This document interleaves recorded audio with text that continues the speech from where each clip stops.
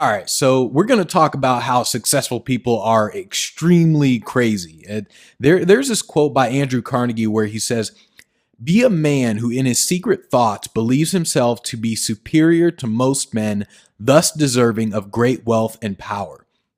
That's by Andrew Carnegie. And we're going to talk about that in just a second. But I want to talk about why the most successful people are extremely delusional and practical at the same time.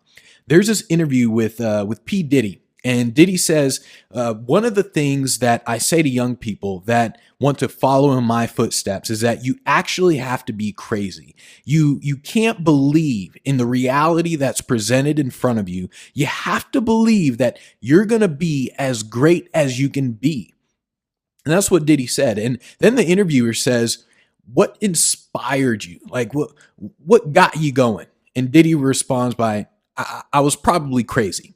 And they both kind of laughed. And then the interviewer says, "Well, I mean, you're talking about taking risks, right? I mean, you're a risk taker." And Diddy then says, dead seriously, he's like, "No, I'm talking about crazy." Diddy's like, I'm crazy."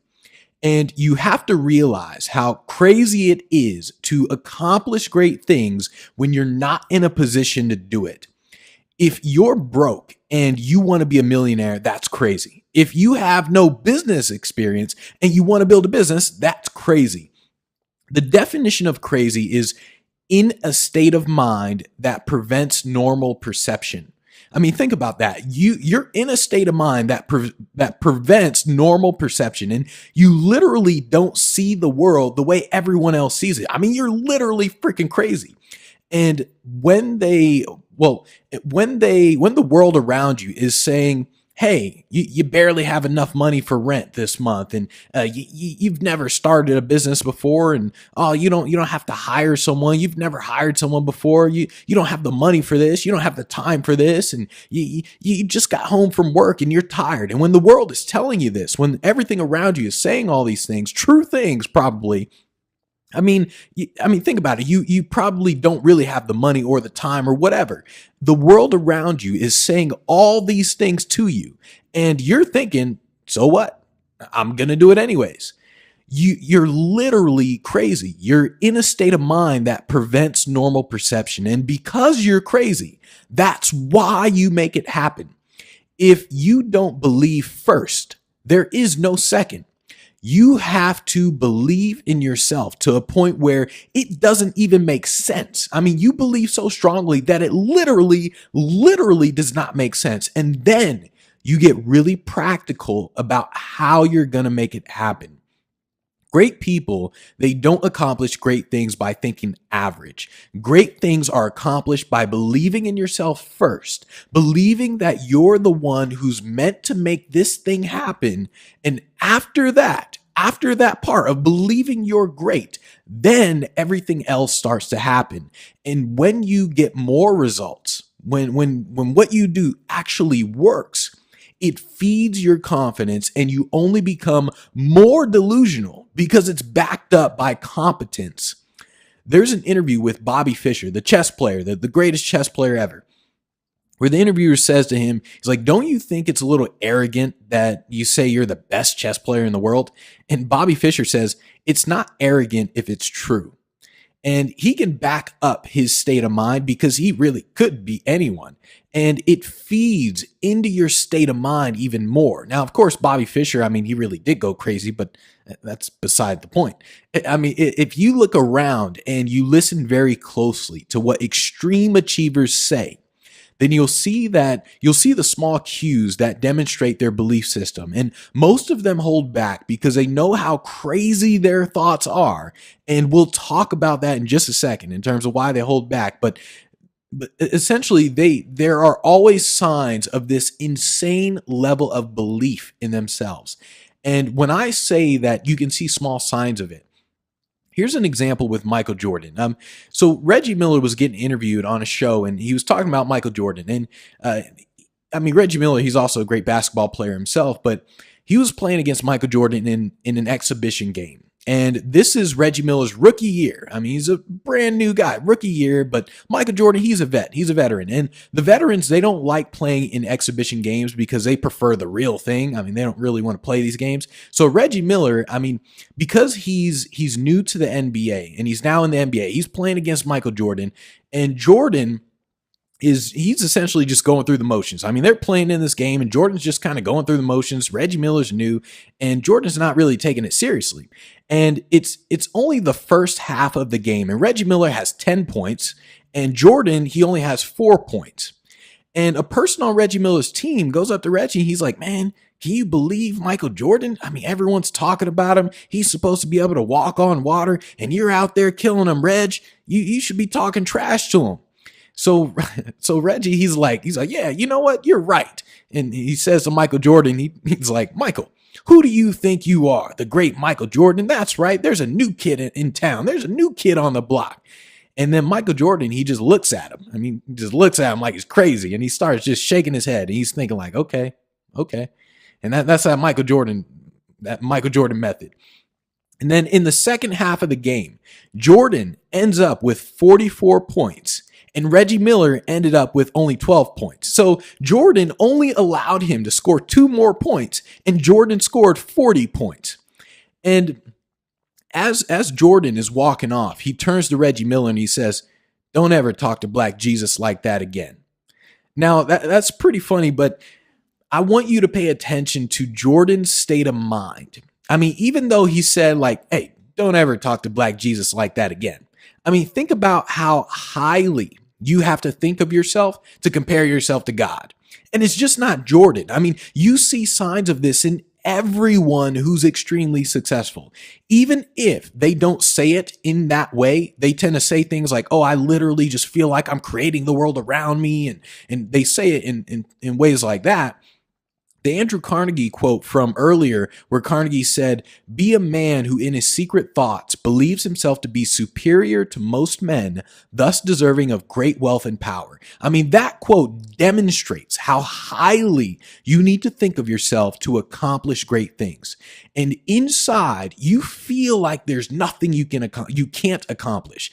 And there's this inner story that you tell yourself. And that story is that you were born to win. I mean, you're born to make things happen. And this inner feeling is what propels you forward, because it doesn't just stop there.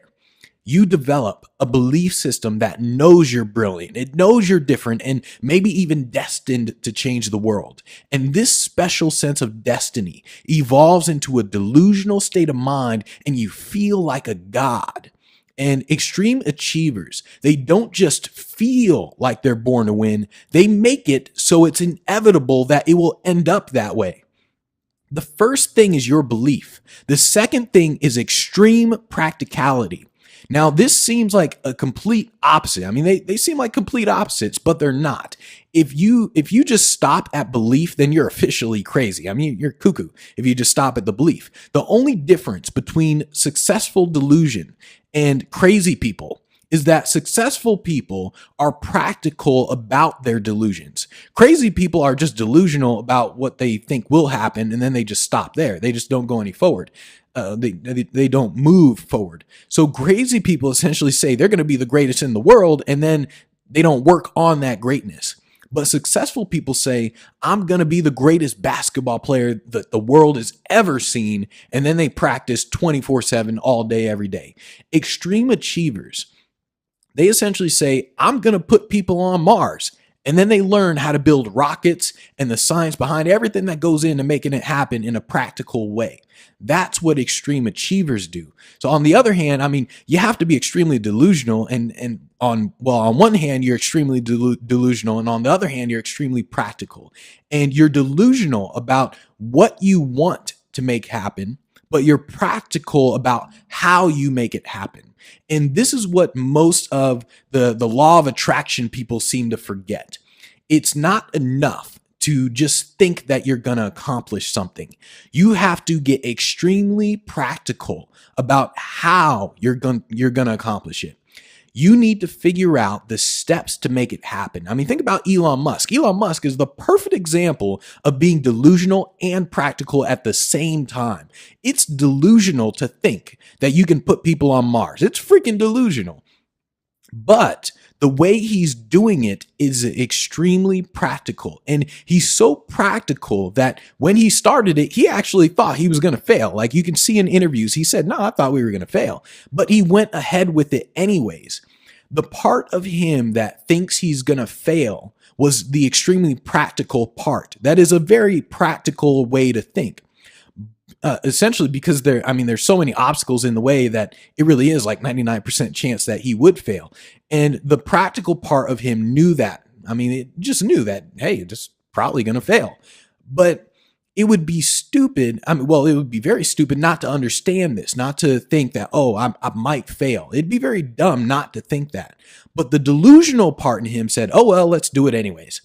So on one hand, he said, oh, I'm probably going to fail. The other hand, he said, no, let's do it anyways. So first, you have the belief. Then you figure out how you're going to make it happen. You should have no desire to be average. You should have no desire to think and act like everyone else if you want to accomplish great things. You can see signs of this in everyone who's accomplished big things, but it's really hard because they don't want to reveal it. There's literally no advantage in revealing how you think. I mean, if anything, it makes it even harder to accomplish something. Because when you tell people that you're Black Jesus, people are just going to look at you crazy. Like, what the heck? You just call himself Black Jesus? So extreme achievers, they don't say anything. And they just have this insane level of, I'm destined to do this inside of them. And they don't tell people about how they think because the world will chastise them for thinking that they are better than someone else, thinking that they're way different than other people. There's this great quote from Marianne Williamson where she says, we ask ourselves, who am I to be brilliant, gorgeous, talented, and fabulous? Actually, who are you not to be? Your playing small does not serve this world. There's nothing enlightened about shrinking so that others don't feel insecure around you. And I thought that's a great quote because we've gotten to a point where we chastise people who believe in themselves to be great and people who believe themselves to be destined to accomplish something. And because we make people feel bad for having these extreme thoughts, these incredible thoughts, yes, I am brilliant. Yes, I am great. I'm the greatest. Because we chastise these people, they close up. They shut down. They stop telling people how they really think. And they only think those thoughts to themselves. And so when someone like Elon Musk, Michael Jordan, Bill Gates, Mark Zuckerberg, whoever comes along and accomplishes something great, we don't see how it happened. And they don't tell us the extreme thoughts that they had in order to make it happen because of what people are essentially going to say about it. You have to believe that you really have to believe that you're a god in the world that you want to create. You have to believe that you are great, that you are greater, you are bigger than the world around you. And no matter how many people make fun of you, no matter how many people make fun of your insane level of belief, you realize that they're just making fun of it because they don't have that belief in themselves. You'll never hear someone like Elon Musk tell you not to think highly of yourself. Thinking highly of yourself is the first step.